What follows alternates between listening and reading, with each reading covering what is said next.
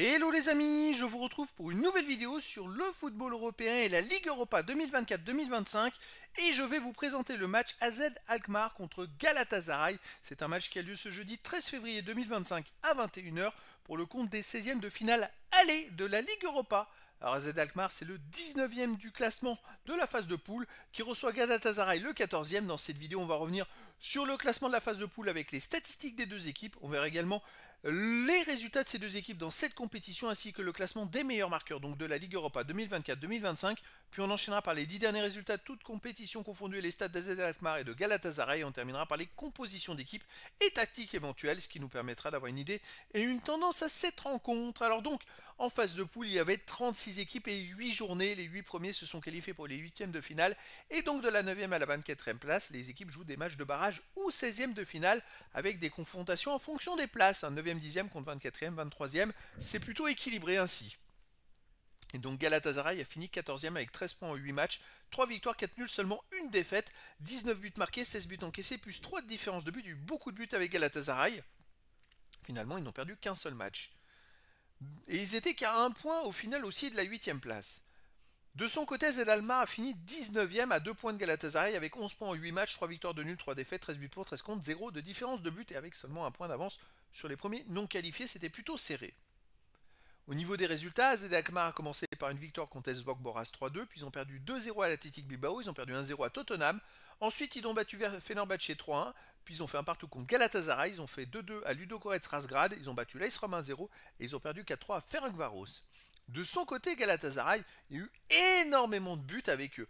Premier match, ils ont battu PAOK Salonique 3-1, puis ils ont fait 2-2 à Rigas, ils ont battu Elfsborg Boras 4-3, ils ont battu Tottenham 3-2, ils ont fait un partout à AZ Alkmaar. 2-2. Ah tiens, je vous ai répété ça très vite. Les deux équipes se sont donc déjà affrontées. Ils ont fait 2-2 à Malmö, 3-3 à domicile contre Dynamo de Kiev et ils ont perdu 2-1 à l'Ajax Amsterdam. Donc les deux équipes se sont déjà affrontées, les amis. C'était à Galatasaray, il y avait eu un but partout. C'était plutôt serré. Au niveau des buteurs, pour Galatasaray, bon, ils ont marqué beaucoup de buts. Il y a deux joueurs qui sont 3e ex-aequo, Akgün et Osimhen, avec 5 buts en 8 matchs et 5 buts en 6 matchs. Après, c'est une attaque de feu. Côté Galatasaray, on va le voir dans la compo d'équipe. C'est une équipe qui est capable de marquer beaucoup de buts, mais d'en prendre également beaucoup. Au niveau des 10 derniers résultats, toutes compétitions confondues, AZ Alkmaar, c'est 6 victoires de nul de défaite, 17 buts marqués, 9 buts encaissés, plus 8 de différence de but. Alors il reste quand même sur 3 victoires d'affilée, toutes compétitions confondues, c'est quand même une équipe plutôt solide. À domicile, il reste sur une victoire contre PEC Zwolle 2-0, une victoire contre Kick Boys 3-1. Sinon, ils ont aussi perdu 2-1 contre le Sparta de Rotterdam, gagné 1-0 contre l'AS Rome, 2-0 contre l'Ajax d'Amsterdam et 1-0 contre le SC Twente. Donc sur les 6 derniers matchs à domicile, c'est quand même 5 victoires et une défaite, donc c'est une équipe très solide. Galatasaray de son côté sur les 10 derniers matchs, 6 victoires, 3 nuls, 1 défaite, 18 buts marqués, 11 buts encaissés, plus 7 de différence de but. Il reste aussi sur 3 victoires d'affilée, toutes compétitions confondues. À l'extérieur, il reste sur une victoire 4-1 à Boluspor, une victoire 1-0 à Gaziantep. Ils ont perdu 2-1 à l'Ajax d'Amsterdam. Tiens, les deux équipes ont perdu 2-1 contre l'Ajax d'Amsterdam. Alors, c'est quand même... Ah non, la Z, pardon, a battu l'Ajax d'Amsterdam. C'est contre le Sparta de Rotterdam qu'ils ont perdu. Ils ont battu l'Ajax d'Amsterdam 2-0 alors que Galatasaray a perdu à l'Ajax 2-1. Alors Galatasaray aussi fait un partout à Atesport. Ils ont battu 2-1 Başakşehir, tout à l'extérieur, je précise. Et donc voilà, c'est une équipe vraiment très très forte, capable de marquer chez n'importe qui. Alors je sais qu'au match aller, il y a eu un partout à Galatasaray. Et ben moi je verrais plus une victoire d'AZ Alkmaar qui me paraît un peu plus solide. Et pourquoi pas 1-0 pour AZ Alkmaar, mais après dans le foot, avec pas beaucoup de buts et pour une fois peut-être pas de but de Galatasaray. Après dans le foot, tout est possible.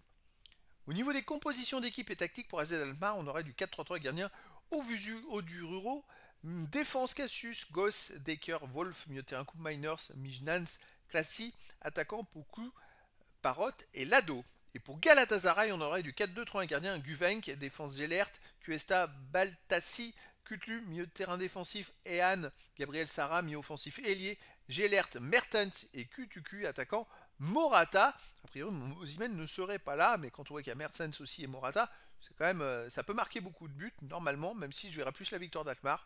Et voilà, le décor est planté les amis, et donc je vous donne rendez-vous ce jeudi 13 février 2025 à 21 h pour le match de football de 16e de finale aller de la Ligue Europa 2024-2025. AZ Alkmaar, le 19e de la phase de poule, reçoit Galatasaray, le 14e. Voilà les amis, je vous dis à très bientôt pour une nouvelle vidéo.